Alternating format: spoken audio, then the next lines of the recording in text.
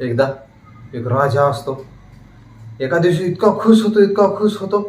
काय झालं काय माहिती, पण त्याला असं वाटतं की ह्या खुशीच्या मुख्यावर ना प्रधानजीला म्हणतो, आज मी लय खुश आहे म्हणतो. आणि आजच्या दिवशी मला असं वाटायला लागले की आपल्या राज्याच्या तुरुंगामध्ये जेवढे कैदी आहेत, जे आता तुरुंगवास भोगत आहेत, त्याला सगळ्याला सोडून द्यावं असं वाटते म्हणतो.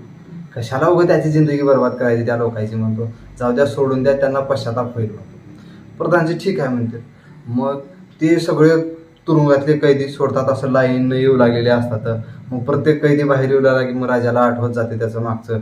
त्या कैदी बघल्याबरोबर म्हणतो, हां तू त्या चोरीच्या प्रकरणामध्ये गेला होतास ना तुरुंगात म्हणतो, जा आता चांगलं राहा बघ म्हणतो. दुसरा आला की त्याला म्हणतो, हां तू त्या भांडणामध्ये होतास ना म्हणतो, आता भांडणं करू नको, चांगलं राहा म्हणतो असं. आणि मग अजून कैदी येऊ लागले तसं त्याला आठवत राहते असं. मग सगळे कैदी बघितल्यावर एकदम काय होते की एक असे वृद्ध असे म्हातारे कैदी येऊ लागलेले दिसतात ह्याला. आणि मग हा विचार करतो, म्हणतो कशासाठी ह्याला घातलं होतं तुरुंगात. ते त्या मग कैद्याला विचारतात, आणि काका तुम्ही तर एवढे बुजुर्ग वृद्ध दिसताय, असे कधीपासून जेलमध्ये आहे तुम्ही म्हणतो. मला तर काही आठवत नाही.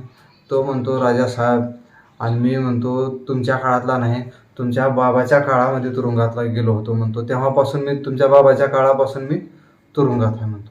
असं काय म्हणतो.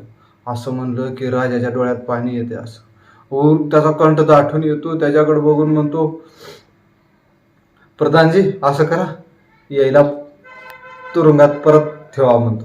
असं म्हणलं की सगळे आश्चर्याने बघतात. प्रधानजी पण आश्चर्य व्यक्त करतो, अरे हे तर सगळ्यात वृद्ध आहेत, वयोवृद्ध आहेत, यायला कशाला परत तुरुंगामध्ये ठेवायचं. तो म्हणतो, मग सगळे आश्चर्याने असं बघू लागले की हा मग राजा लगेच उत्तर देतो. म्हणतो, कसं आहे म्हणतो, हा एकच एवढा कैदी आहे म्हणतो की आपल्या आबासाहेबाची आखरी निशाणी आहे म्हणतो, यांना ठेवा म्हणतो.